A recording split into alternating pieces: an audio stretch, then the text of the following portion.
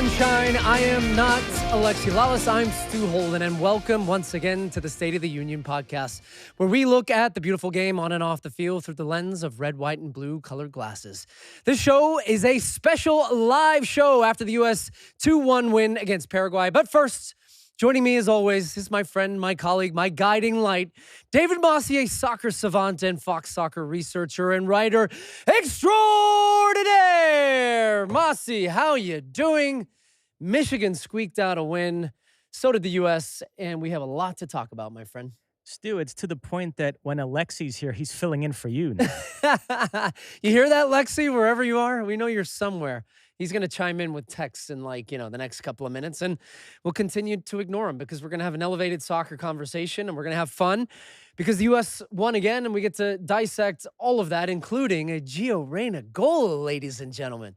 Stu, don't look now, but the U.S. is in a pretty good run of form. If you take it from the second game in the September window, a 2-0 win over Japan, then they played well in both October games, 1-1 with Ecuador, 2-1 over Australia.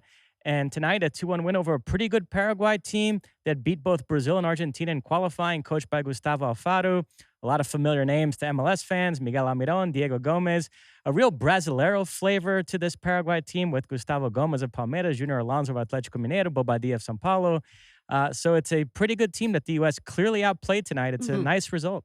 And before we get right into the lineup, it's important to note momentum as well. Without Christian Pulisic, without Weston McKennie, without Chris Richards, without Anthony Robinson, and we can discuss, how if we can even start considering Anthony Robinson a part of that group because he hasn't played much soccer as of late. But let's start with the lineup that Mauricio Pochettino rolled out. A lot of questions really about what he would go with formation-wise, personnel-wise. The eye-popping names that were back in this roster, Joe Scally, Gio Reyna, who both ended up starting. So let's start there as a jumping-off point, as you can see some of the highlights from today's game alongside us here as well. So it was Matt Freese in goal. The three at the back were Scally at right center back, Miles Robinson in the middle, Tim Ream at left center back. Then Dest and Arfston were the wing backs. You had Tessman and Roldan sitting, and then you had Reyna and Aronson underneath Balogun. Now, this is how everybody drew it up. But once the match started and the U.S. had the ball, you felt like it played a little bit differently.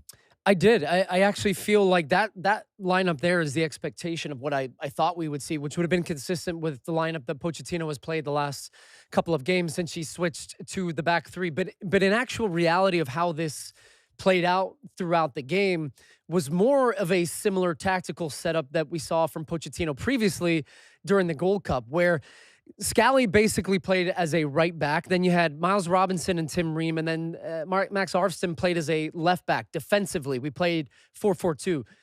Serginho Dest basically played as a right winger. When in possession, that's when you saw this look here, which is common and consistent with the way that Pochettino has played. So I think it tells you a couple of things. He's not necessarily completely tied to the fact that I want to play with three center backs defensively all the time. But what I'm seeing in what he's given his team confidence-wise here is that he's starting to trust that they can implement the tactical variations that he wants quickly throughout the game. And it's going to depend on the personnel that he has on the field. So I think he felt, well, Joe Scally can play as a right back. He can also play as a right center back. Serginho Dest, some of his best qualities are as an attacking player. Let's get him further up the field.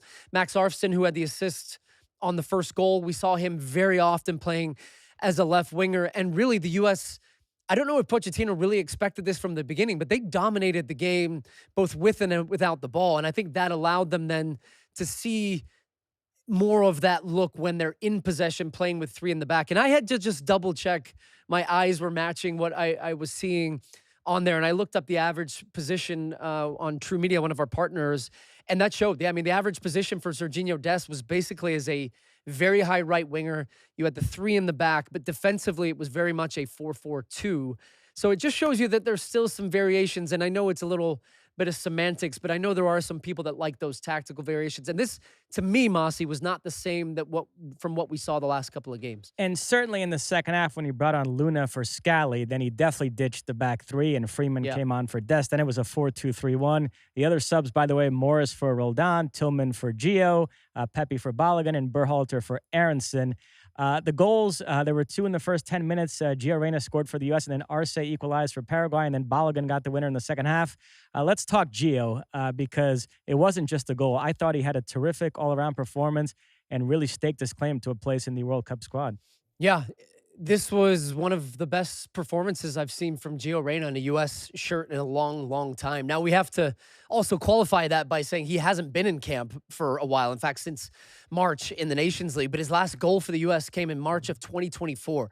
Gio Reyna, goal aside, was phenomenal tonight. I thought the way he linked play between midfield and attack, he was constantly playing in the pocket.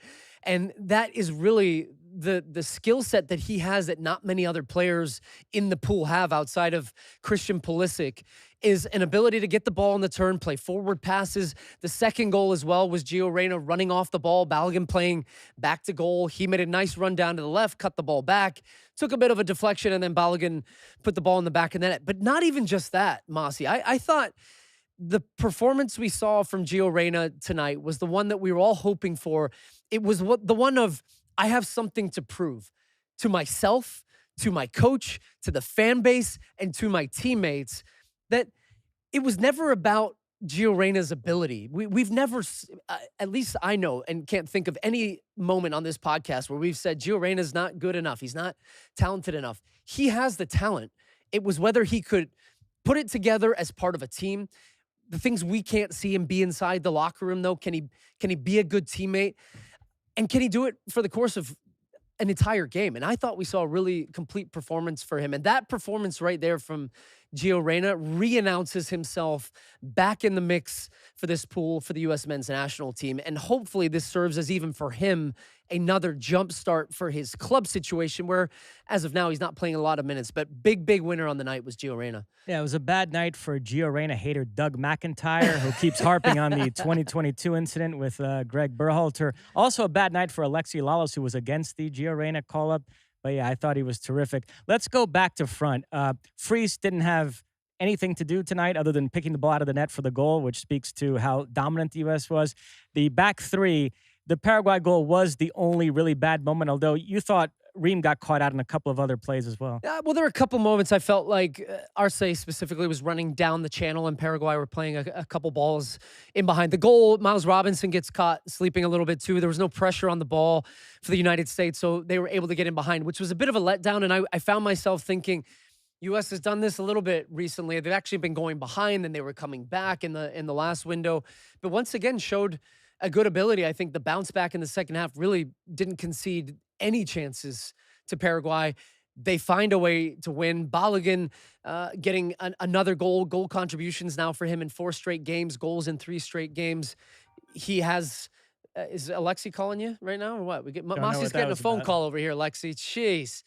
But I was in the end, I was impressed with the defensive effort from the U.S. And I thought Joe Scally had a good game, and I wasn't sure how Pochettino views him and where he sees him in the pecking order of what his position would be. But I think what he showed tonight was a versatility, again, to be able to play tucked in as a right center back, slide out to be a right back. There was one moment where he almost got turned in behind by Almiron. He's able to turn the corner quickly, and he poked that one away.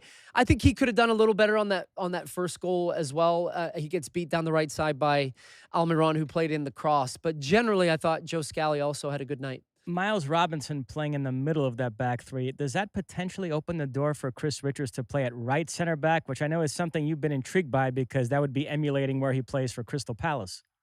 I could see that. I think that Richards would be better as the right center back because I think Chris Richards is a better one-on-one defender than Miles Robinson. I think he's quicker. I think he's a better athlete. I think he is more physical and aggressive in stepping in, which is what you need a lot of times from that center back either side of the guy in the middle.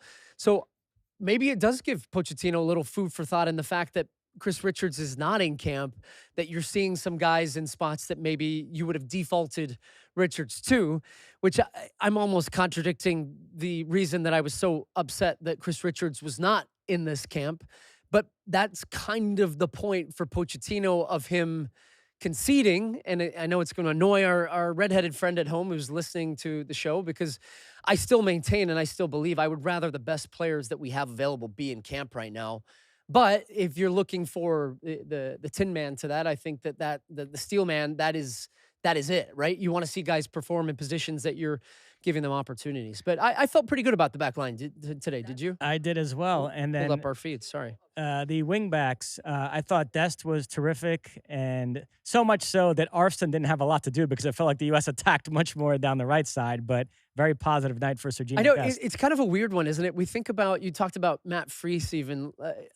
I want to see a game where he's under real pressure and has to come up with some big saves, but really I would actually prefer this if I'm being honest. I would rather him not be tested because that means the US are the better team, they're the more attacking team, but it's a credit to the way the US have played the last couple of games and that really he has had not a lot to do in the back other than picking the ball out of his net. And I don't think there's anything he could have done in that moment in the goal. So his distribution out of the back has been good.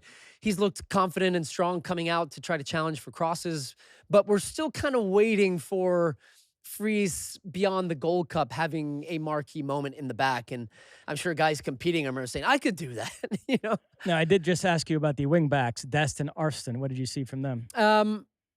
I thought Dest. I don't even know if I'm willing to call him a wingback in this game. I think we almost saw him as a right winger. I thought Serginho Dest looked phenomenal. I just love his ability on the ball to take guys on, to make things happen. We were so much in possession that we actually saw Joe Scally overlapping Serginho Dest and Dest coming inside and playing in the pocket, and Tanner Tessman would drop back into the back line. It just speaks, I think, to the flexibility in the options that the U.S. have when Serginho Dest is in that position because he's not a right back in a traditional sense by any means. And we've always known that, right? We've always known that he has an ability to attack unlike anyone else from that right-hand side when he's at his best and he's slashing and he's beating defenders off the dribble. But I think what you saw from him tonight was when he's high and wide, he's beating his guy consistently. He's just unbalancing the opponent. So I really like when we can find a way, whatever formation it is, and that's why I've always loved the idea of the three, is that you can get him really advanced on the field without making yourself weaker defensively. And so I thought Serginho Dest was good. And by the way, Max Arfston continues. We've always kind of been talking about Arfston as he's the backup to Anthony Robinson. And if anything goes wrong with Robinson, Max Arfston's proving he can be a pretty capable backup. I think we honestly have to start thinking about this competition at left back right at the moment as it stands, as it's probably between Arfston, Serginho Dest maybe playing on the left, and Tim Weah, I think, would be your options at left back. Because I don't see John Tolkien working his way in there. But Arfston is showing to me that he's putting in shifts. He hasn't been tested really defensively yet, but certainly on the attacking side of the ball, he's very capable and capable of becoming a starter for this team. I thought Tessman and Roldan both played well. Are those two essentially competing to start alongside Tyler Adams at the World Cup? We all think Tyler will be one of those in the middle. And I don't think Pochettino views Weston McKennie as an option at that position. Lately, he's been playing him further up the field. So could you see it being either Tessman or Roldan alongside Adams at the World Cup? I do. I think that probably is the most realistic battle right now for that position. And that's only going off of, again, what you said, where I think initially when I looked at this formation, I did think that Weston McKennie could find himself in a little bit of trouble because he doesn't fit the role of the six and being a double pivot in the middle. He's not necessarily an attacking mid that's going to drive and play in between the lines the way Gio Reyna did today and create attacking opportunities for the U.S. So he's a bit of a tweener in that sense. I really, really like Tanner Tessman. I thought he got a little sloppy at the end of the game, but his athletic profile, I've talked about him at length before, but he can spray the ball from side to side. No other midfielder that we have in that position can do that. Tyler Adams doesn't have the range of passing that Tanner Tessman does. We see him advanced. He can play box to box. He's flexible tactically. He can drop a little bit into the back line. So I actually think the leader in the clubhouse to play alongside Tyler Adams right now, if I was starting the World Cup tomorrow, would be Tanner Tessman. And I would have Christian Roldan right in that mix too, because I thought, once again, another super solid shift in a U.S. shirt. So you don't agree with L'Equipe that Tessman has been a catastrophe the last few weeks? Now, that's for Lyon, but nevertheless. Your club form's gonna vary. It's gonna go up and down. But We're I going to just think talk about yeah, anti-American bias later in the pod. A lot of U.S. fans think the French media is being a little bit biased against yeah. Tessman. Regardless of a couple weeks, I'm just looking at him from a sample size of over the course of a couple years, even just seeing his development since he went to Venezia and then to Lyon, and he maintains, in my view, a really, really high ceiling. The only starter we haven't really hit yet is Brendan Aronson. What did you see from him? I think a very typical Brendan Aronson performance, and he gives you so much energy and endeavor in the way in which he closes the ball down. He plays at a high intensity constantly. He's constantly on the move. I just think for me to view Brendan Aronson as a starter for this team, I think he's definitely going to go to the World Cup in that 26.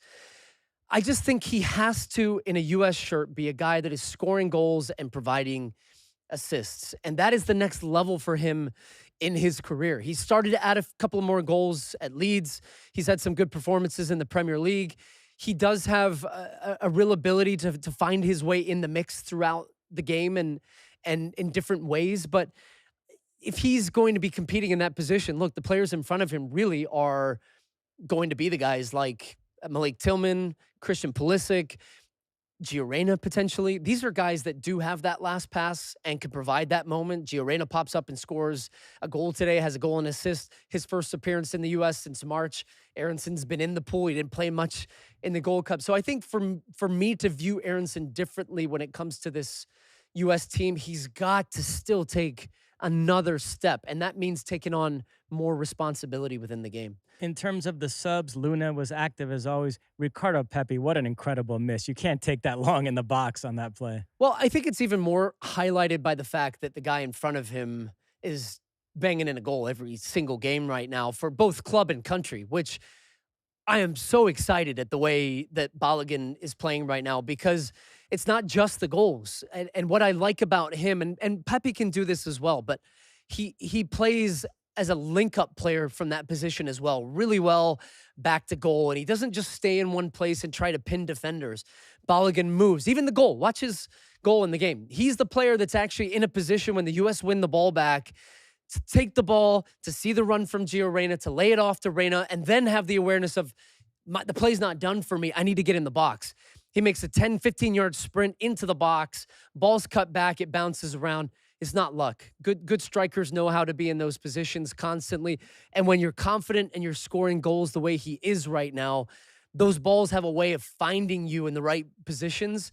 And so to see Balogun scoring the goal, undoubtedly he is the number 9 for this U.S. team until he's not. And I think for Pepe, getting a chance off the bench as he starts to work his way back from injury and getting more and more minutes, that was a miss that I think he would have loved to have had. And also, I would have loved to see the U.S. just knock one more in, right? And have another, end the game, 3-1, boom, game's over. Because there was also the moment late, ball gets fired across, and Arston, it kind of bounced off his heel, and he didn't know where the ball went. It could have gone in the back of the net, and we're talking about the game a little bit differently. Aiden Morris, another sub, got nutmegged pretty bad by Blas Riveros in that play. And then one last player I want to hit, Alex Freeman. His great contribution tonight was involving himself in a malice in the palace type scuffle with Gustavo Gomez. How about that? What'd you think of that, Mosse? It was great. You know, we talked about Pochettino being an Argentine, bringing that South American toughness, and they're facing a South American opponent tonight, and the U.S. didn't back down there, so that was pretty good to see. I loved the scrap. I loved it. I couldn't get enough of it. And you might look at this and think, well, the U.S., what's going on here? It's the 84th minute of a friendly. I think that is a reaction from the team based on some of the comments after the game where Christian Pulisic got kicked all over the field against Australia and nobody did anything. And even Chris Richards saying, we've got to be there in those moments. We got to fight for our teammates a little bit. We talked about wanting to see a little bit of pride, a little bit of pushing, a little bit of understanding what it takes in different moments for this U.S. to play, show a little bit nastiness at times. And Berhalter had that in the Gold Cup.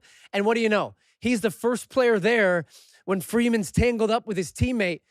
Did he need to do it? Probably not, but I love that he did it in that moment. And what I love, too, you had the bench over. You had the teammates over. and you had a bit of a scrap, and everybody was going to say it's unnecessary. No, that's absolutely necessary moments of this team showing and understanding the character that it's going to take in bigger moments, but a character of togetherness and fighting for each other. And you might think I'm overplaying this. I'm not. These are important moments for teams, for guys to know in any given situation that you have their back and that these teammates have each other's back. So I think privately, Mauricio Pochettino's going to love that type of little fight and flare up, that the togetherness that his team had in that moment. So I loved it. Stu, reaction pouring in. Here's Alexi Lalas on Here we go. X. Great night. U.S. men's national team win. Reina literally rises to occasion. Balo now expected to score and does. Best Testament performance to date. More and more comfort with Arfston. If Jedi can't go, Roldan is going to get time in the World Cup. Nice to see a little bite at the end. Onward. Rob Stone, by the way, with a bizarre comment. He says, U.S. men's national team, the Michigan of international soccer. I have no idea what that means, but it's not anything positive today, given that Michigan performance. Oh, yeah. I thought that was. Oh, he wait. Oh, Alexi cheaters. Posted it. Oh, Alexi replied to it saying, replied to "Are they cheaters?" I mean, I think that's our guy Rob. You know, he wears multiple hats on different days. Well, he's coming off Big Noon today. Yeah, he was at Wrigley Field today covering the Michigan Northwest. So he has Michigan on the brain. What a debacle that was! 5 turnovers. You still won, barely. Yeah, barely. All right, so that was the first game of the window against Paraguay. Next up, it's Uruguay on Tuesday in Tampa, Florida. What are you hoping to see out of that match? I would like to see another dose of Gio. I thought he was excellent in the match tonight, and I think he's earned another shot.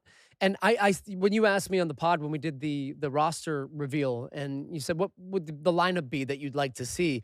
I think it was pretty similar to that. But most importantly, I wanted to see Gio in the lineup because I thought if you're bringing him back in, why not play the guy and give him an opportunity to do what he did tonight? So I think he's earned the opportunity to go again. I'm wondering when I'm thinking about the starting forward, and I'm interested to see if Pochettino decides to give Pepe a game up front, or does he say to Balogun, I want to continue to invest in you. You've been performing excellently and scoring goals. I don't even want to plant the seed of doubt right now that you're not the number one guy. And I think sometimes strikers need that a little bit. You need to feed their ego. So that's why part of me says give Pepe a game. The other part of me says keep rolling with Balogun. And I think if you had to push me, I would say let's play with Balogun, because I do want my striker thinking this is my position. Nobody's taking it from me. I'm scoring goals. Nobody should even get a sniff in this seat. And I'm going to keep doing that. So I would like to see Luna get a start instead of Aronson. I think the back line, you probably don't change, although maybe you get Freeman in instead of Scally and see him as the right center back, and then have that relationship with Freeman and Des. Boy, that would be quite the attacking game. But this is going to be a harder game against Uruguay. I expect this to be a more difficult test than what we saw against Paraguay tonight. By the way, U.S.-Paraguay series history, the first hat-trick in World Cup history was scored by Bert Patenaude for the U.S. against Paraguay in the 1930 World Cup. The U.S. victorious that day, and the U.S. victorious tonight. They'll face Uruguay next. Mexico, incidentally, faces Uruguay tonight in Torreon, and then they will play Paraguay at the Alamo Dome on Tuesday. So we'll be able to compare and contrast the results. U.S. and Mexico facing the same opponents. Canada drew Ecuador 0-0 the other night. Ecuador had drawn the U.S. and Mexico in the last window. And then Canada have Venezuela on Tuesday, live on FS1, a match you'll be calling with John Strong. Indeed. And also, we will be on the call for Italy-Norway tomorrow, we'll get to that in a minute. I don't want to jump the gun. I'm not stealing your show here. Let's turn our attention to the Under-17 World Cup. Do we have to? Yeah, the United States eliminated in the round of 32. Surprise, surprise, by Morocco. Morocco took out the U.S. in the Olympics last year, and then in the U20 and U17 World Cups this year, the U.S. led 1-0 late. Morocco equalized. It went to penalties, and Morocco prevailed. Overall takeaways from this tournament?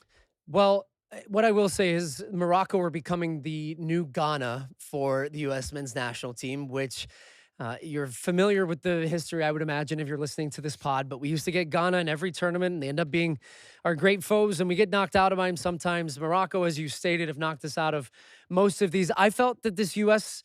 game was there for the taking, much like I actually felt the U.S. U20s, the game was there for the taking, but they couldn't find a way to get past Morocco. This game gets dragged out. Morocco get the late goal.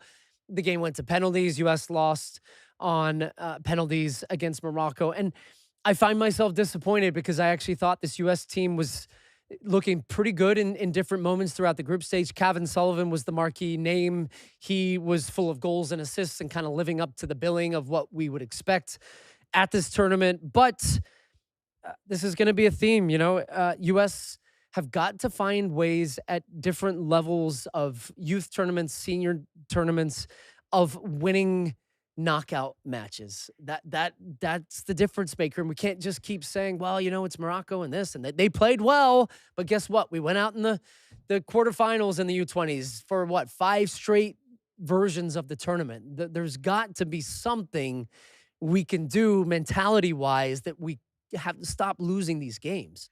Yeah, it's so true. In the last decade or so, there have been so many U20 and U17 World Cups in which I watched the U.S. play early on. I watched everybody else, and I felt like the U.S. could win this tournament. They're as good as anybody here, and then they invariably don't win it. And I know these tournaments aren't about that. It's about player development. But for the self-esteem of the U.S. as a soccer nation and to garner some global prestige, I think it would be significant to be able to win one of these tournaments and break through.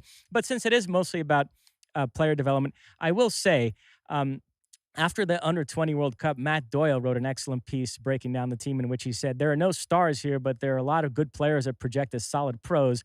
And Matt put a positive spin on that because there is a value in deepening the talent pool, raising the floor. But I do think there's this existential question with the U.S. Can they produce players of a higher level? Because if you're going to become elite and win World Cups, you need stars. And I do think this U17 team has a couple of guys that are worth looking at. You mentioned Kevin Sullivan. He does look like the real deal to me. Yeah. I've been impressed with him, and he's on a nice growth path right now. There's not, I like that actually he wasn't able to go to Man City at 14, 15 years old, and that he's being allowed some time in a great system at Philadelphia. They have a good team as well, so he's not expected to play and be the main guy every single week as much as everybody's like, come on, let's see him. We know he's got something. So there's a little bit of a protection there, but then when you do see him against more kids his age, and he was still one of the youngest, I believe, on that roster, he looked really good and exciting, and he's got a bit of, I saw him taunting fans and other and opponents, and he's got a little bit of something that I like. He's got a real edge to him beyond the just pure skill element too. There's a fun little Gilberto Mora, Kevin Sullivan thing brewing on social media between U.S. and Mexico fans. Now, Mora is a year older and way more advanced. He's already starring for the Mexico senior team, But nevertheless, that could be a fun rivalry down the road if Kevin lives up to that. Yeah, but it also makes me wonder a little bit about Kevin. And Gilberto Mora had not played that much at his club before he got thrown in. Spot in the 26 World Cup squad. So what I am saying is there are certain types of players that I saw in my career that when put around better players become even better and fit in and just find a way of elevating their games. And Gilberto Mora, to me, is that player. When he got the opportunity at the Gold Cup for Mexico around the top level senior pros, he just looked even better because less is asked from him. He has guys thinking on his level, IQ-wise, being in good positions, passing lanes.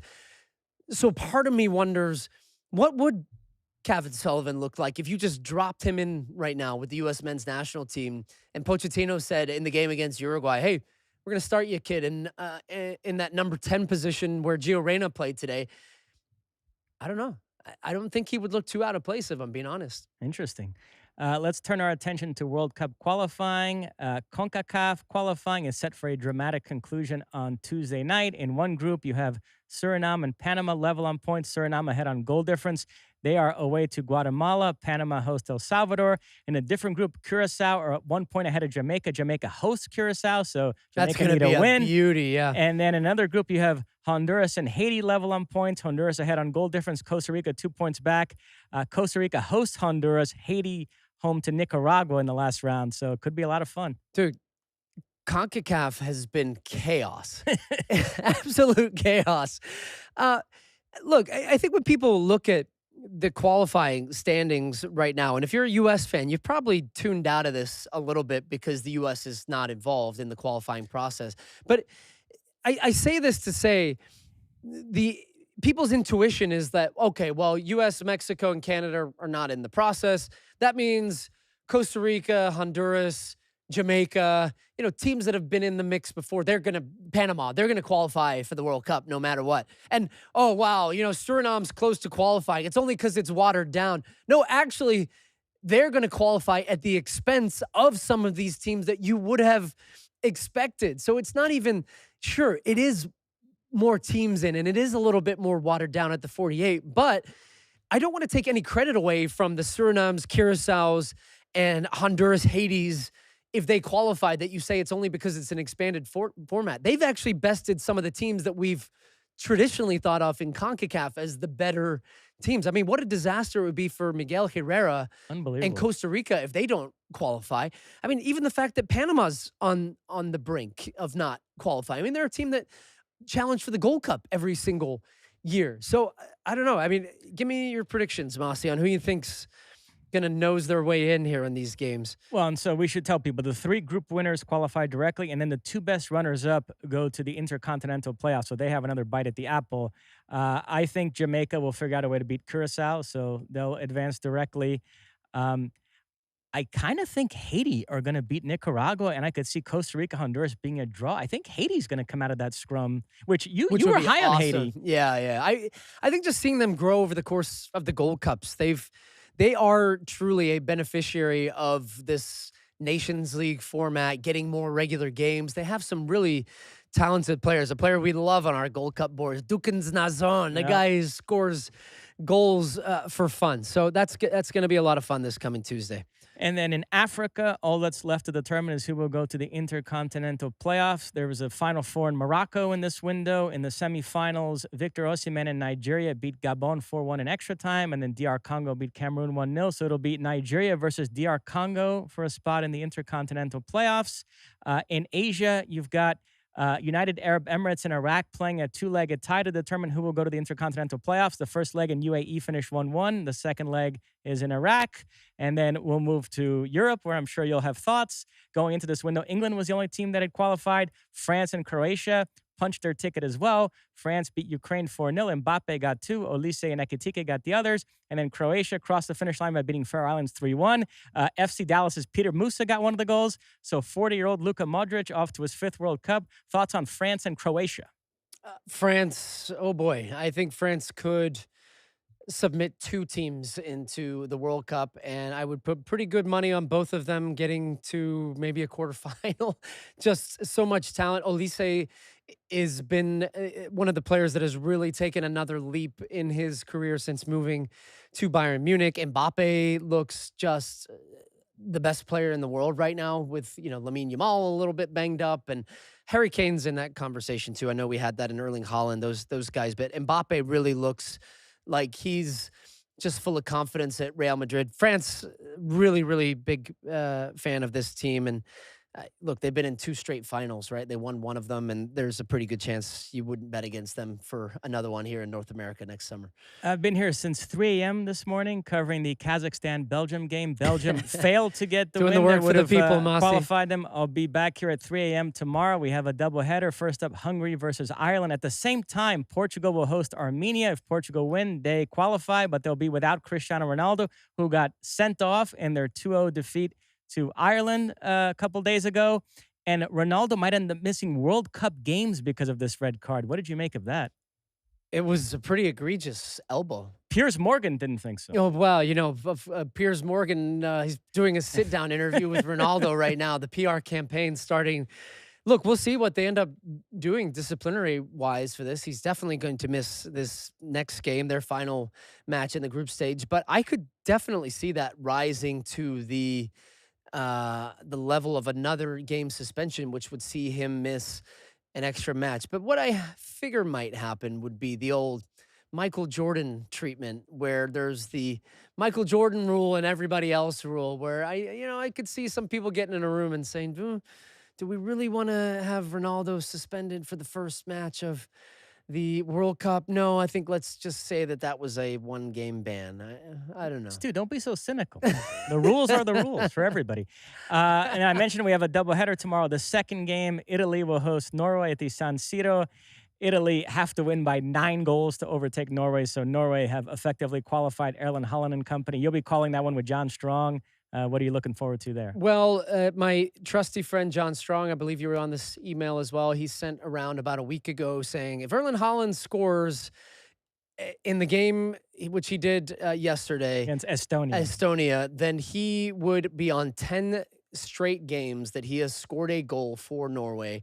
The all-time record was in 1961, which was 11 games in a row. So he would have the opportunity to tie that record of all time with a goal against Italy tomorrow. So I've just stolen John's stat that he's probably going to roll out right at the beginning of the game tomorrow. But I do think it is pretty fascinating that the type of run Erling Haaland truly is on, which we knew it was historical in many senses, but for the international game and for Norway, and that the goals will be consequential in helping them qualify for the World Cup it's awesome. And I think, they're not actually a team that you would necessarily want drawn into your group because of not just Haaland, but they have Odegaard and some really good players that put together a good team, and they've deserved their position at the top of this qualifying table. Did you see that photo in the locker room after the Estonia game of Haaland sitting next to Alexander Sorloth, who you know well from La Liga, Atletico Madrid?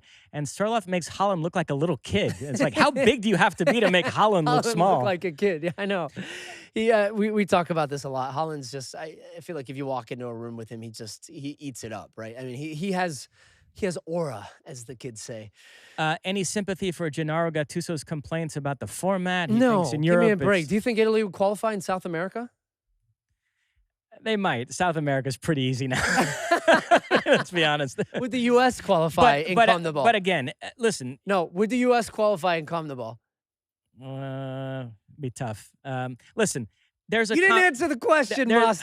There's another point I want to make. There's a conversation to be had about how different regions have different formats. Some are more forgiving than others. And also there's a conversation we had about how the berths are dispersed, and you could think one region has too many, another region not enough.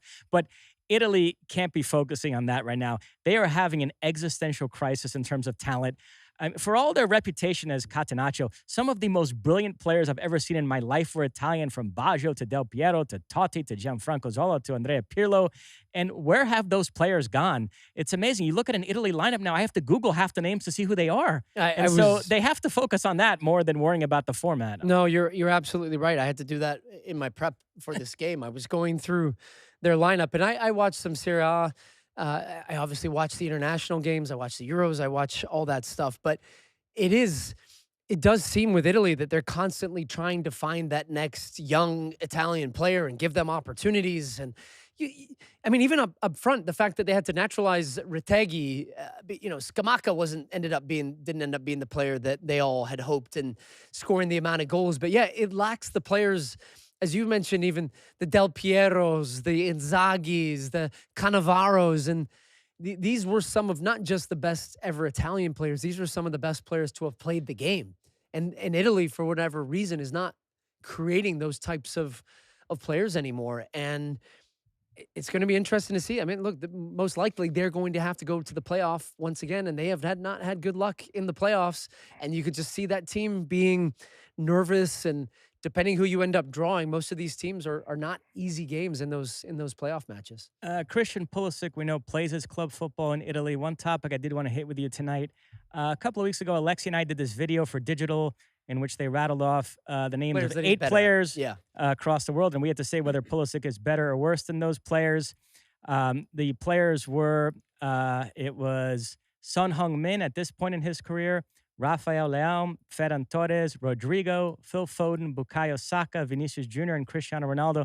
And again, the way the video was cut, it was a little bit unclear what some of my picks were. You seem very hurt by this. You've mentioned it a couple of times. So I picked Pulisic over the first 3, Son, Leão, and Ferran Torres, and then I picked the next 5 over Pulisic: Rodrigo, Foden, Saka, Vinicius, and Cristiano Ronaldo. Alexi Lalas picked Pulisic over the first 7. The only one he went against Pulisic on was Ronaldo. The day this video was released, Alexi Lalas was the laughing stock of the internet. And then people saw the video. No, I'm kidding. Again, yeah. But, I caught a lot of crap, too, from people that thought I was overly generous towards Pulisic and felt like all those players are better than him. And so I know you observed this chatter and you felt like it was time to defend your boy, Christian Pulisic. And so you did an interview with, what is this, the Rondo Goals TV? Yeah, goal, yeah. So here's what you said. And for those that don't know, the graphic you're alluding to, there's this funny meme that illustrates how, depending on what country a player is from, it can inflate his value. They take a player and his market value, and then they fudge his name to make it sound from England, and then they say, oh, the value is such and such. They fudge his name to make it sound Brazilian, and the value becomes such and such.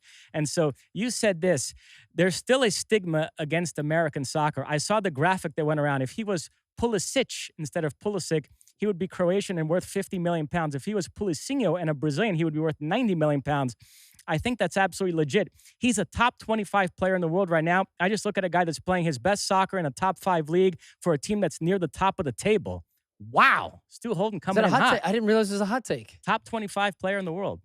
Well, I mean, we can start listing off. So that list that Alexi and I did, let's run through it. Okay. Son Heung-min at this point in his career. Is Pulisic, who would I rather right now Yeah. in a game? I would rather have Son. Oh, okay. So you even went against one that Rafael Leao. I'd take Pulisic for sure. Ferran Torres. Pulisic, Rodrigo. Foden. Saka. Vinicius. I almost stumbled on Saka. Vinicius, yeah. And Cristiano Ronaldo. Yeah, Ronaldo. All right, so 6 of the 8 you went against. Yeah, but Pulisic. we're saying top 25 though. I mean, attacking players. I just think that there are certain biases against players from certain countries, and until they do it at a certain level and score a certain amount of goals, that they're never seen in a different way. Whereas you could take any random Brazilian player, and if they score 15 goals in the Brazilian league, they're going to get bought by a European How team. dare you? Endrick has been worth every penny for Real. Exactly my point. Endrick's a great example. But how many teams and leagues and clubs did Pulisic have to go to and play well at before people started to talk about him outside of the U.S. as one of the best players in the world? It wasn't until he was doing it at Milan and becoming one of the best players in Serie A that people said, wow, Pulisic's a really good player. He was the same player at Chelsea and at Dortmund. He's gotten better, of course, but he's always been a really, really good player, but he was never even viewed close to that category until he went eventually to Milan. And so I just think that there's still a perception of certain players. There's the odd player from each country. Mo Salah, for example, from Egypt. You don't look at every Egyptian player like they're going to be the next Mo Salah. If you see a player coming out of Egypt, your intuition probably as well over there is going to be, well, I'd probably rather take a chance on that Brazilian guy. And that's what I'm saying, is that if there's a different accent or attachment to a different country, that player is still viewed through a different lens. And I still think there's a bias in that respect towards American players. Last topic. I know everybody wants to go home tonight, but I do have to ask you about MLS switching to the winter calendar in 2027. It's been incredibly polarizing. People like Eric Winalda all for it. People like Michael DeCourcy adamantly against it. Where do you come down on it? Well, before I give my take, can you present to me the contrary argument? I mean, like, otherwise we're doing the same thing we've been doing. So what's the argument against it beyond the, playing the games in cold weather? I can forward you Michael DeCourcy's article, but yeah, the crux of it is that you're going to have too many games that are no longer appealing for fans to attend. Okay. So here's my take on it. I think this is an absolute no-brainer decision for MLS, and in many ways, I wish this was happening off the back of the World Cup next summer, because I think it's a huge missed opportunity to have the momentum that is built from the World Cup to not be then starting your new version of your league in alignment with the rest of the world on the international calendar, and you can do all the press and PR around that, and you start the World Cup. Now, I understand that it's not quite as easy sometimes just to flick the light switch on and everything happens. There's a lot that goes into that when it comes to commercial deals, contracts, you name it. It's a big undertaking, and that's why this decision was not taken lightly by MLS. The reality is, though, and I've seen the talking points in the stats, it's actually still, I think, something like 90% of the games will still be within a similar window. You're going to take the 2-month winter break. The majority of the games coming out of the winter break are going to be in the warmer climates, so you're not going to be playing as many home matches in Minnesota and New York and Toronto and Montreal or whatever. But I just think what it does is it changes the ability that teams have now to sign players. It's on a level playing field. I think one of the most frustrating things for me is, let's just take Cincinnati as an example. They were one of the best teams and still are one of the best teams in the league. But one of their best players, Brenner, and then Brandon Vasquez, teams are coming to buy their best player in the middle of the season, and they have to make a decision in that moment. Do we sell this player and almost give up the playoffs? Or do we keep this player and try to sell him in the winter and not get as much money? So you're actually incentivizing and helping your clubs now be competitive in an international transfer market. And then to me, the most important part is that your playoffs now is in the spring, and you're not up against the best time in the American fall sports calendar. And we do it here at Fox Sports. We've got college football, we've got NFL, we had baseball playoffs in October. And honestly, MLS playoffs have been buried beneath that, and there's no mainstream buy-in and no excitement about the playoffs right now. And even so, the playoffs have an international break jammed in the middle.